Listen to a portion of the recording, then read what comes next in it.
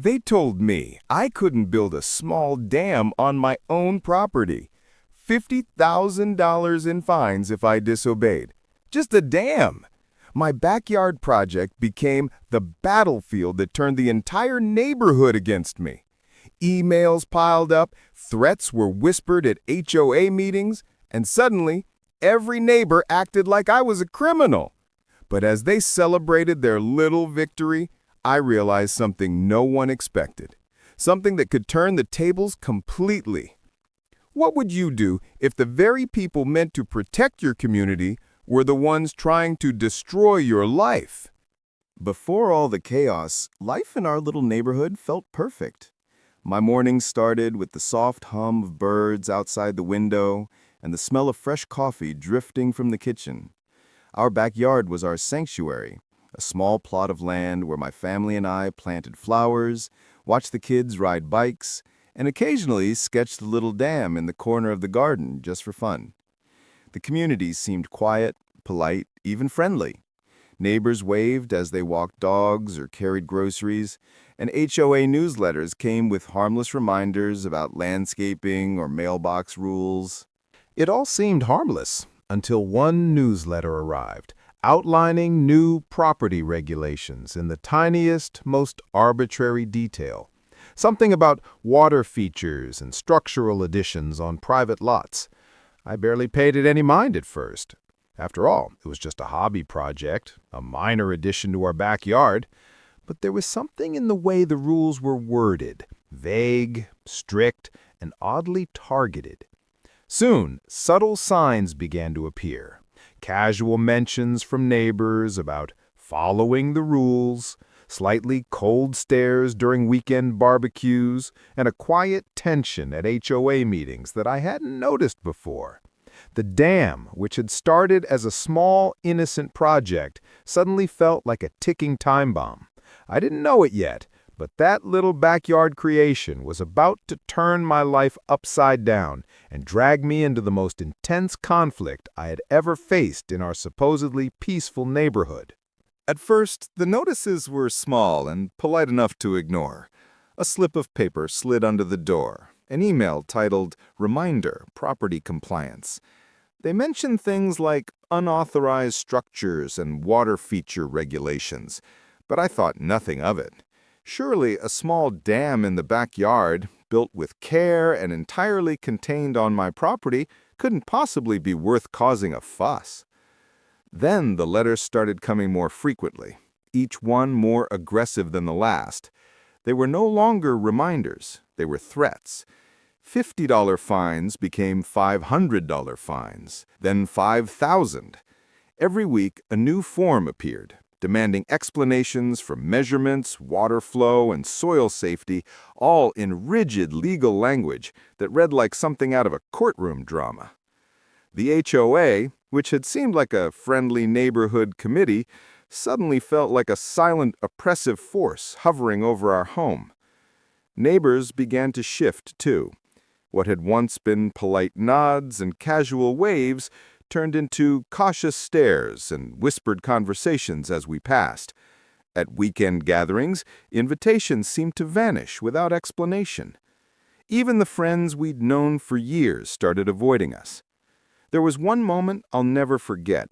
Our neighbor, a man I had chatted with dozens of times over morning coffee, walked past my driveway without so much as a glance. A subtle, cold shoulder, but unmistakable. It wasn't just about the dam anymore.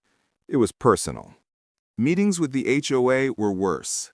Sitting in a small conference room, I faced a panel of self-appointed community guardians who seemed to take a particular delight in nitpicking every detail. The dam wasn't just a dam, it was a potential hazard, a structural violation, an eyesore affecting property values. Every objection I raised, no matter how reasonable, was met with dismissive nods or the thinly veiled threat of legal action. The language was dry, bureaucratic, but the intent was clear. They wanted me to give in, to surrender quietly, and to pay their fines without protest. I tried to reason with them. I documented everything, photographs of the dam, engineering notes, the environmental care we had taken. I emailed, I called, I even tried to show them in person that the project was harmless and fully contained. Every effort was met with delay, rejection, or outright hostility. The frustration mounted, turning into a quiet, simmering anger. How could a small community project trigger such venom? How could people, supposedly there to foster neighborhood harmony, weaponize rules like this against one resident? And then, subtle sabotage started. One morning, I found a note pinned to the garden gate. Fix your property or face consequences. There was no signature, no official headerland, just a plain, menacing warning. My dam, which had taken weeks to build, now felt fragile under an unseen looming pressure. I began to notice strange footprints around the backyard, misplaced garden tools, even small signs of tampering with the water flow. The harassment wasn't just coming from official HOA channels, it was creeping in from the neighbors themselves. The line between legitimate rules and outright malice blurred. By the third month, the fines were astronomical. $50,000. My bank account didn't even come close. And the HOA wasn't content to stop there. They posted another notice. If I didn't remove the dam immediately, they would pursue legal action, seek liens on my property, and even push for public condemnation at the next community meeting. The sense of helplessness was crushing. My project, once a symbol of creativity and pride, had become a trap, a constant reminder that the rules weren't applied fairly or even reasonably. Every day felt like a battle. I tried compliance in small ways, adjusting the dam, trimming the edges, moving rocks to meet their safety guidelines. But it never ended. Each adjustment was met with another critique, another fine. The entire ordeal started to seep into every corner of my life. Sleep became impossible, replaced by a restless cycle of anxiety and planning. My family felt the tension, the quiet anger that built each day, and we began to retreat from neighbors we had once welcomed warmly. And then came the ultimate insult. At the annual HOA meeting, a public gathering meant to discuss neighborhood improvements, they singled me out. The panel read aloud every supposed violation, every fine, every minor infraction, as if they were cataloging crimes. I sat there stunned, hearing neighbors nod in agreement or murmur assent. I could feel the weight of judgment pressing down like a physical force. My backyard, my private property, had become a spectacle, a case study in bureaucratic cruelty. But even as my frustration and fear reached a breaking point, I realized something vital. The rules they wielded so aggressively weren't absolute. Their authority had cracks, loopholes, and weaknesses.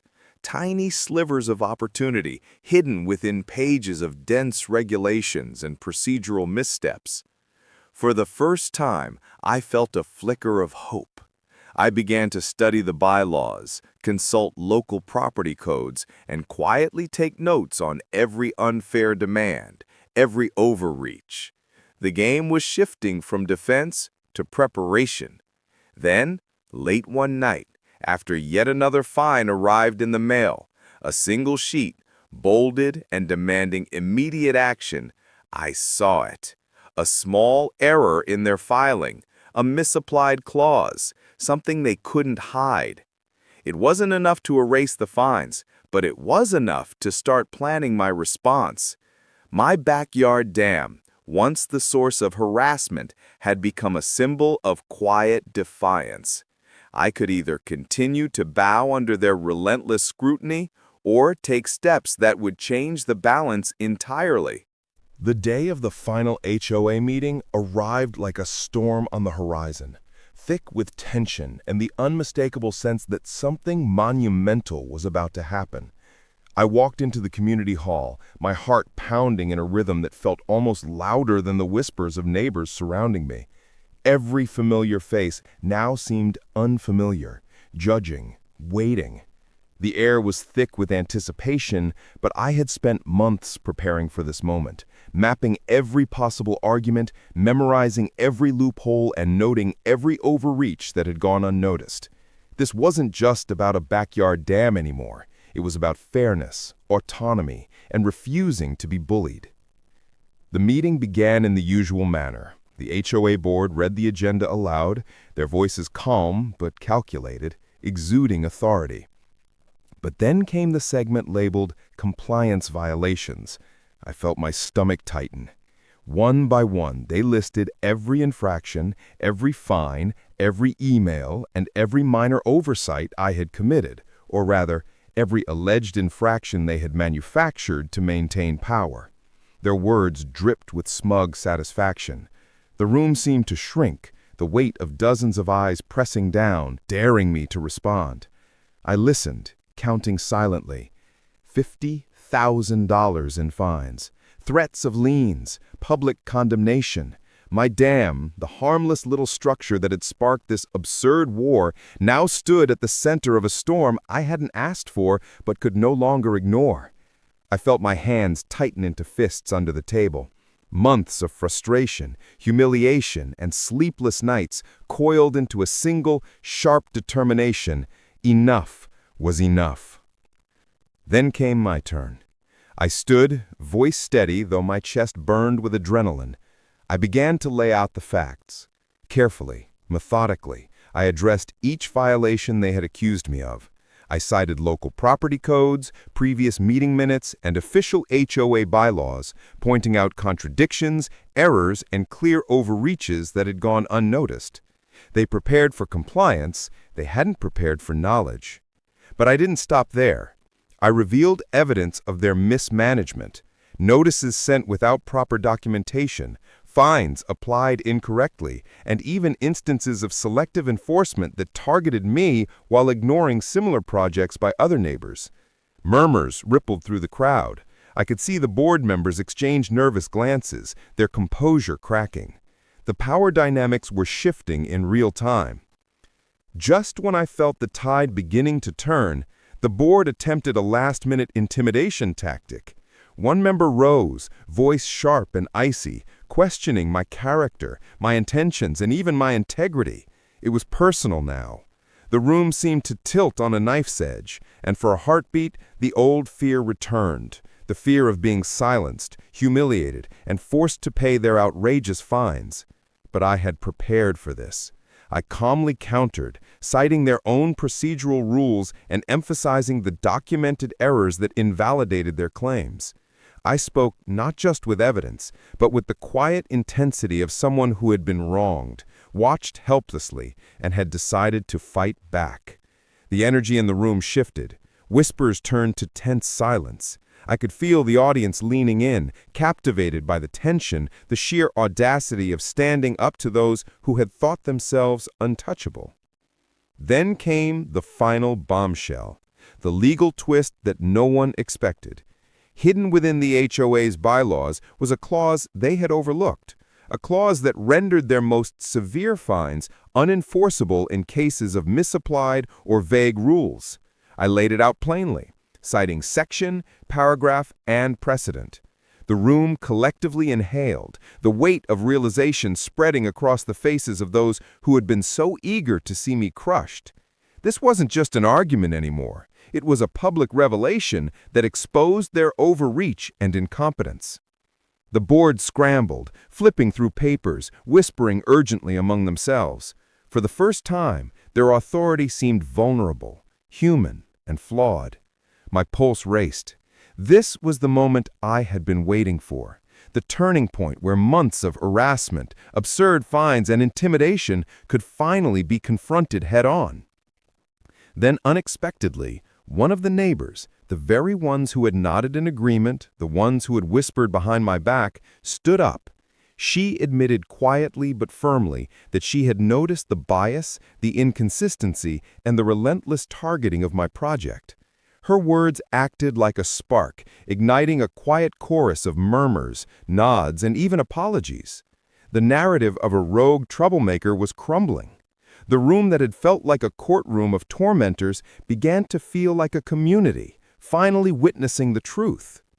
The board attempted one last maneuver, a threat of immediate legal escalation, but it lacked weight. The room was against them, and I could sense the tide had irrevocably turned. I didn't shout, I didn't gloat, I simply presented a final statement, calm but resolute. This project was never about defiance. It was about building something for my family, something harmless. The rules are meant to protect us, not control or humiliate. It's time we remember that. For a moment, the room was completely silent. Then slowly, a few claps emerged, tentative at first, then growing louder. Some neighbors nodded, others whispered approval, and the board members, for all their authority, sat stunned, exposed by their own actions. I had weathered their harassment, disproven their claims, and unveiled the cracks in their power, all in one tense, public confrontation. But the moment wasn't entirely victory yet. I knew the resolution would take time, and there were still fines to contest, reputations to rebuild, and lingering resentment to navigate. Yet in that moment, I had won the most important thing: control over my life and my narrative. The dam had survived scrutiny. The neighbors had witnessed the truth, and the HOA's facade of absolute authority had finally been pierced. After the confrontation at the HOA meeting, life in the neighborhood didn't immediately return to normal. The tension lingered like a shadow, and whispers continued to ripple through lawns and mailboxes. But for the first time in months, I felt a sense of control.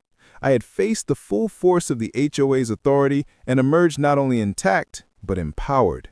My backyard dam, once a tiny target for relentless harassment, had become a symbol of resilience and quiet triumph. In the following weeks, the HOA scrambled to regain their footing.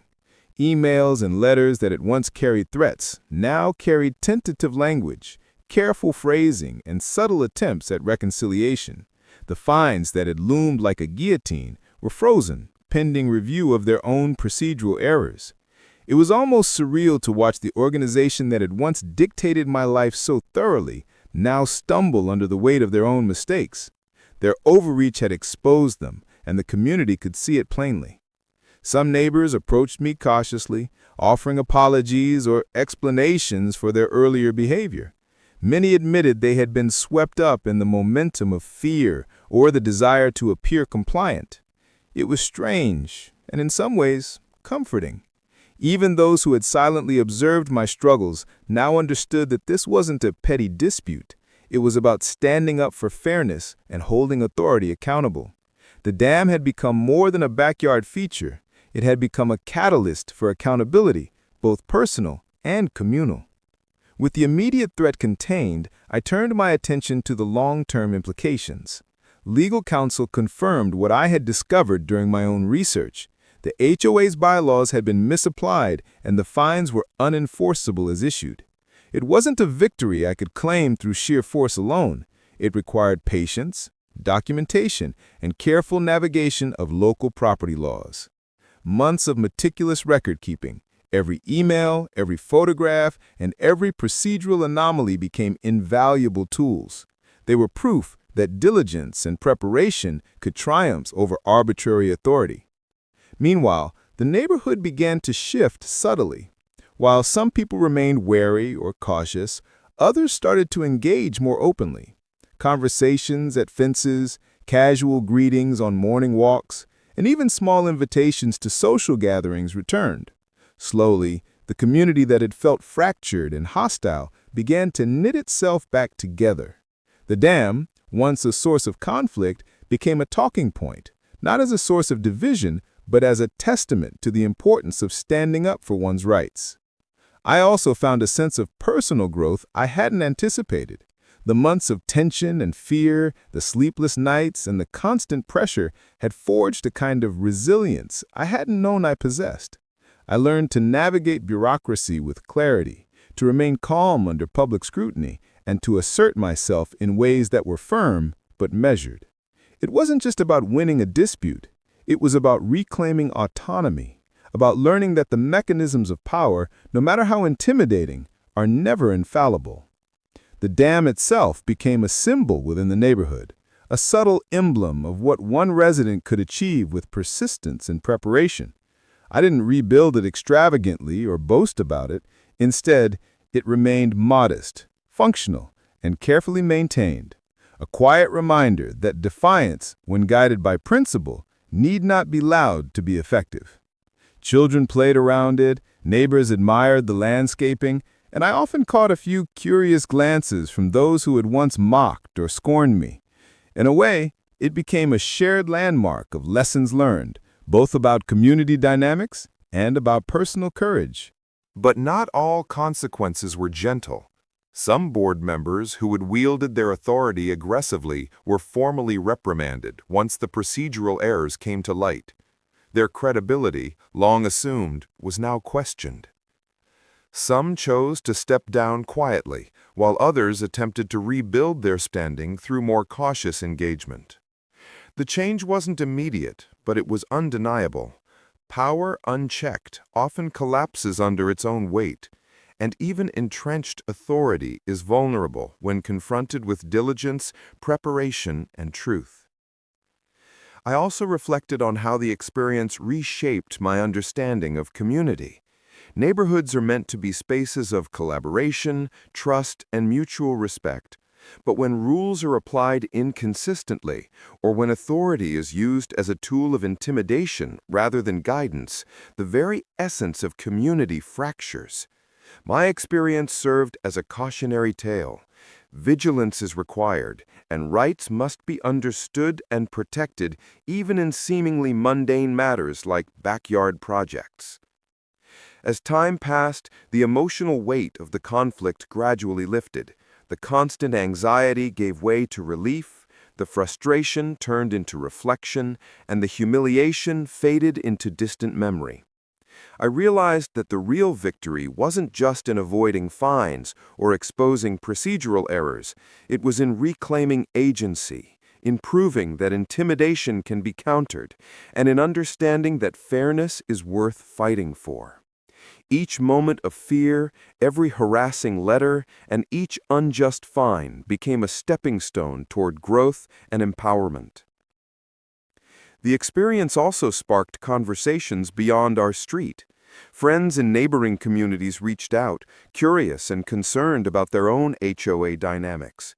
The story of the dam and the dispute spread quietly at first, shared in small circles, but soon became a larger discussion about the balance of power, fairness, and the need for transparency in community governance. What had started as a personal struggle evolved into a lesson for others. Knowledge, preparation, and courage can transform even the most oppressive situation. There were also lessons learned about empathy and perspective. Some board members had undoubtedly acted out of a misguided sense of duty or fear of reprisal themselves. Others had simply relished power without recognizing the human impact of their actions. Understanding this didn't excuse their behavior, but it provided insight into why conflicts escalate and how they can be prevented in the future. By addressing the system rather than only the individuals, I helped create an example that could prevent similar disputes elsewhere. The family experienced growth too. My children learned an invaluable lesson about perseverance, justice, and standing up for what's right. They witnessed firsthand that rules are not infallible, that courage often means facing discomfort, and that preparation and calm resolve can turn overwhelming challenges into manageable, even victorious outcomes. Those lessons, quietly absorbed over months of tension, became a permanent part of our household ethos. Looking back, it's astonishing how a small backyard project, a simply dam built for leisure and enjoyment, became the epicenter of a months-long conflict that tested patience, resilience, and strategy. What could have been a minor inconvenience escalated into a crucible of human emotion, legal navigation, and social dynamics. Yet in that crucible, lessons emerged. the importance of documentation, the power of measured confrontation, and the necessity of knowing one's rights in the face of intimidation. In the end, the neighborhood found a tentative equilibrium. The HOA learned caution, neighbors regained perspective, and my family reclaimed peace. The dam remained, modest and functional, a subtle but powerful symbol of resistance, learning, and triumph. And while the story of that conflict will linger in memory, the broader takeaway resonates. Communities function best when authority is tempered with fairness, when rules are applied consistently, and when individuals are willing to assert themselves calmly and knowledgeably in the face of intimidation. I often walk past the backyard dam now, remembering the months of tension and struggle, and I feel a quiet pride, not just for standing firm, but for doing so without losing my sense of fairness or perspective.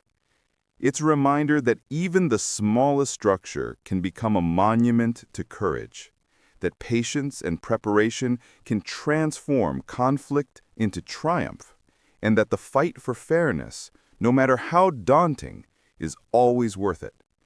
So, as neighbors gather, as board meetings continue, and as life goes on in our community, one question lingers in my mind, and should linger for anyone who faces similar challenges.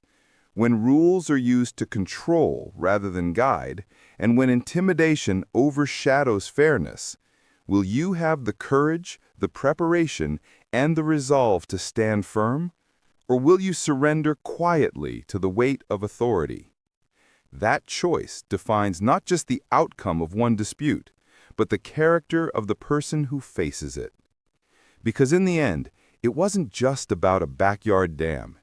It was about standing tall, claiming autonomy, and proving that even against overwhelming odds, fairness, resilience, and courage can prevail.